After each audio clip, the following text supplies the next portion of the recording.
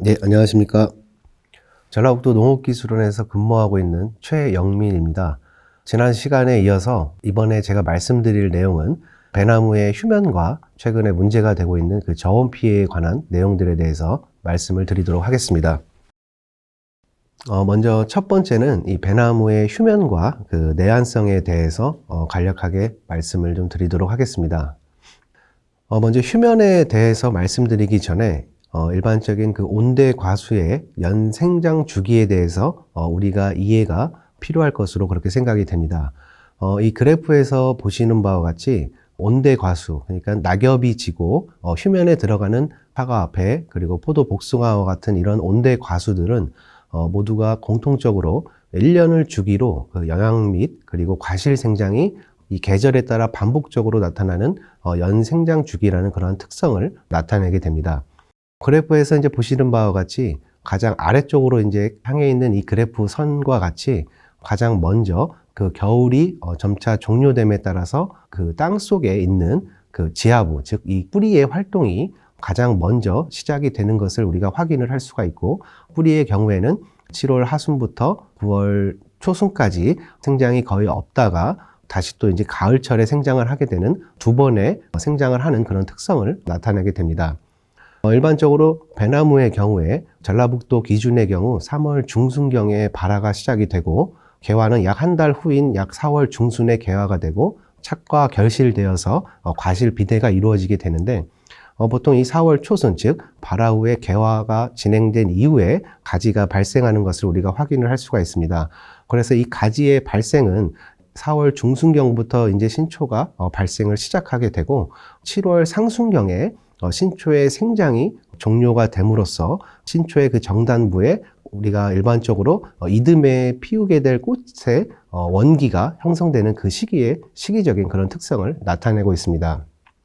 이 과실의 경우에는 이 4월 초 중순경에 개화해서 결실이 진행된 이후에 세포의 분열과 그리고 세포의 팽창이라는 그러한 과실 비대적 특성을 나타냄으로써 수확 직전까지도 과실의 비대 생장이 이루어지는 것을 우리가 확인을 해볼 수가 있습니다.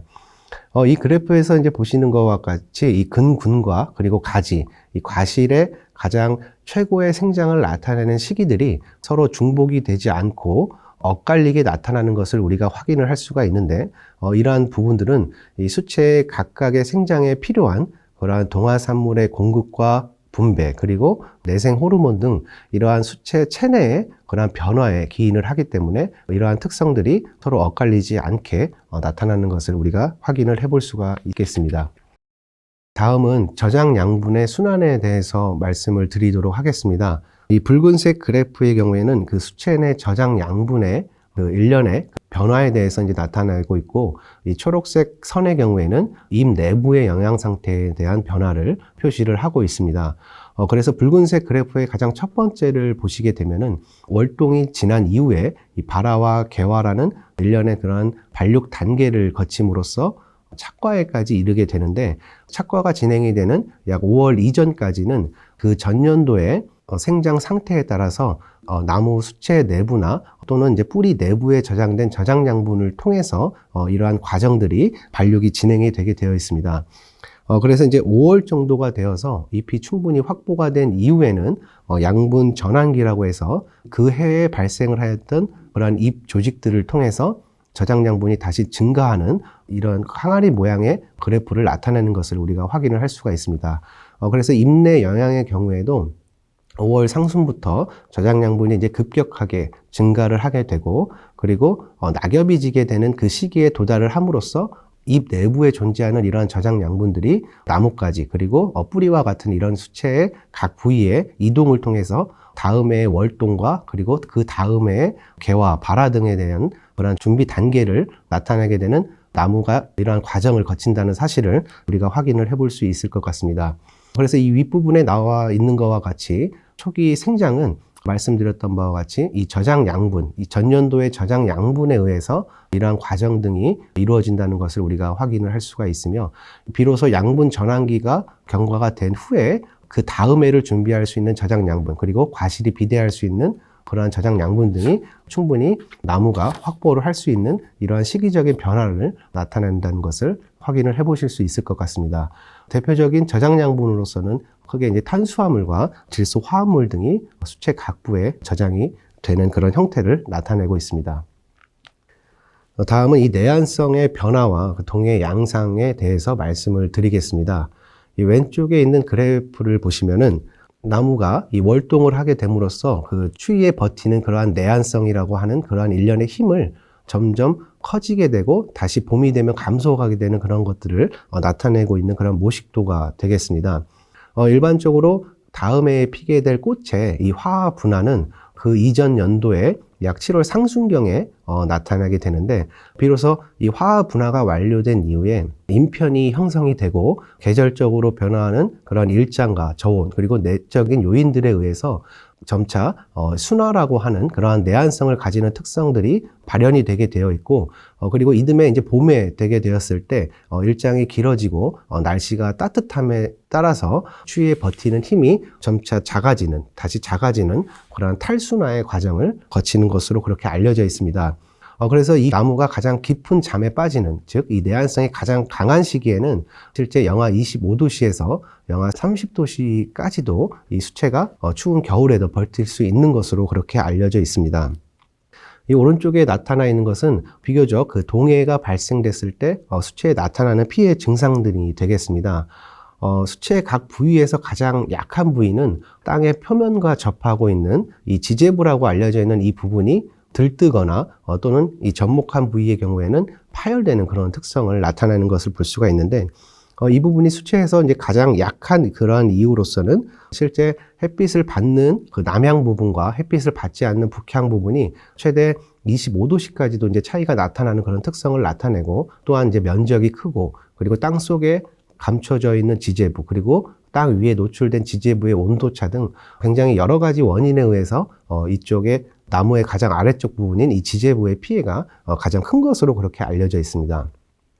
다음으로 이 동해 피해가 가장 큰 부분은 이 꽃눈으로서 이 아래쪽 사진을 보시게 되면은 이 발화하기 전에 동해를 피해를 받음으로써 검게 조직이 이제 흑변이 되어서 발화가 이제 불가능한 그런 피해를 받게 되고,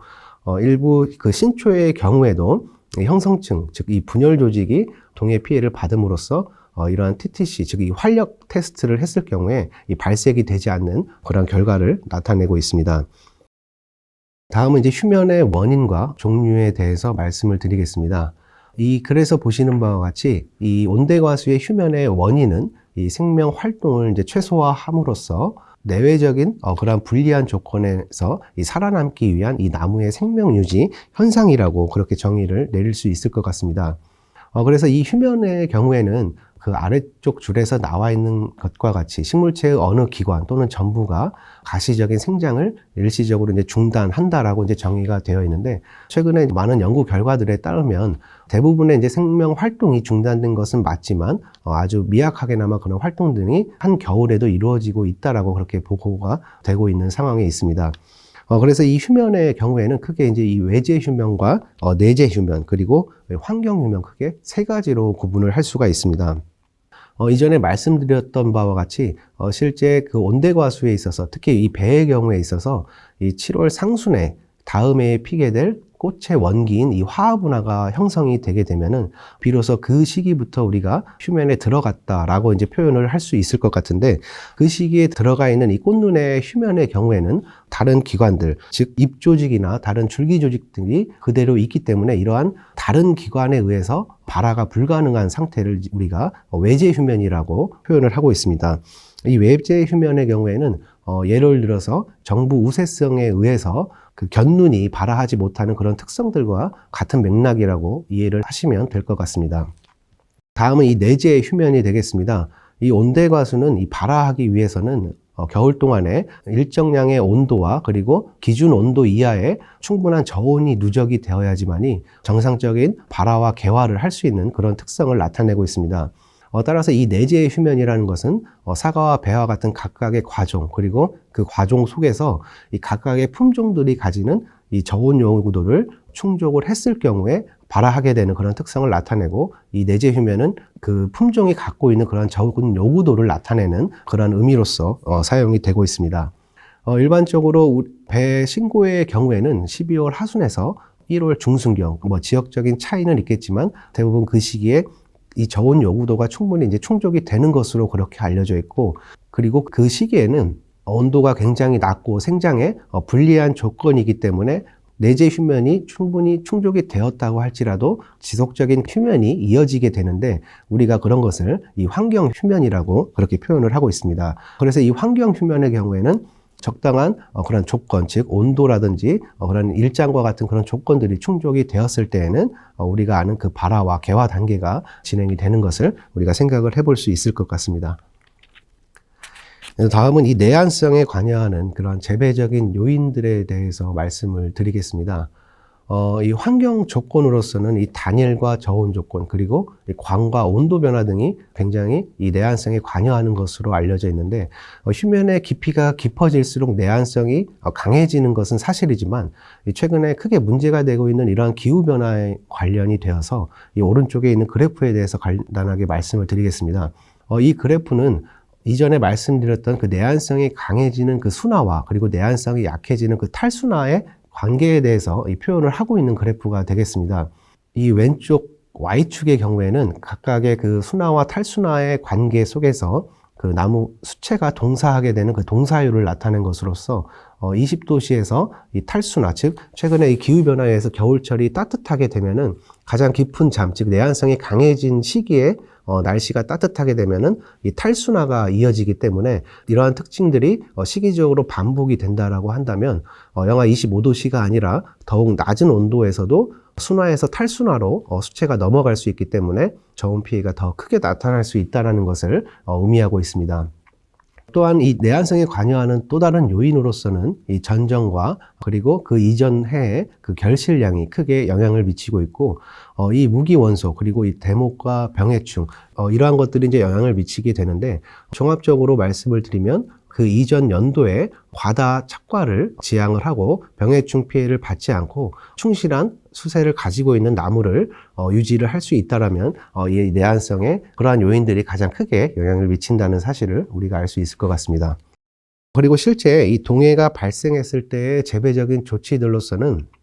전정 시기를 최대한 늦춤으로써 꽃눈을 보호할 필요가 있으며, 실제 이제 피해가 골격지 위주로 많이 발생했을 경우에는 그 해에 발생한 그 도장지를 이용을 해서 빠르게 수간을 형성을 해주는 것이 좋을 것으로 그렇게 생각이 됩니다. 특히 올 겨울이 상당히 추울 것으로 예상되는 그러한 해에는 피해 부위를 비닐이나 또는 이제 도포제 등을 사용을 하여서 병해충의 그러한 침입을 방지할 필요가 있으며, 피해가 심할 경우에는 봄철에 이러한 수세 회복을 위한 연면 시비 등을 동시에 겸용을 할 필요가 있을 것으로 생각이 됩니다.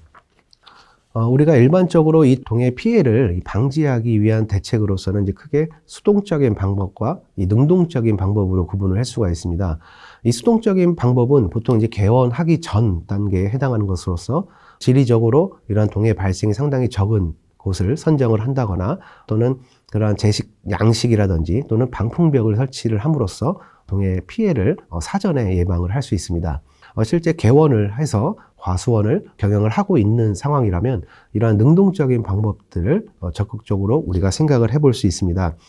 가장 먼저 이제 가열이라는 방법이 있는데요. 일정한 그러한 연료를 사용을 해서 과수원 곳곳에 이 가열 도구도를 배치를 함으로써 강한 추위에 왔을 때 가열 재료의 주변의 온도를 일정 부분 이제 상승을 시킴으로써 동해를 방지하는 방법이 되겠고,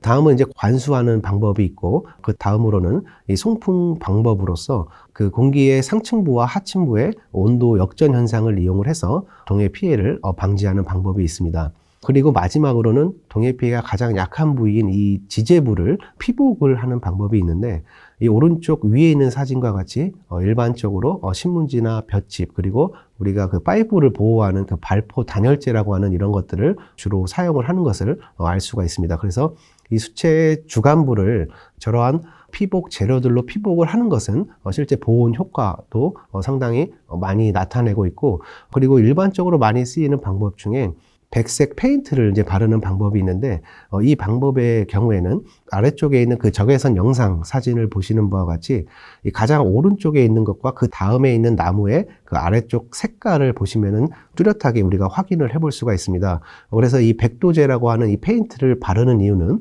실제 한겨울에도 햇빛을 받는 주간부와 받지 않는 부분의 주간부의 온도 차이가 실제 15도씨 이상 차이가 난다는 그런 연구 결과가 있듯이, 그런 남향과 북향의 주간부의 온도를 줄여줌으로써 이 동해 피해를 경감시키는 그런 방법들도 현재 많이 쓰여지고 있는 방법들이 되겠습니다.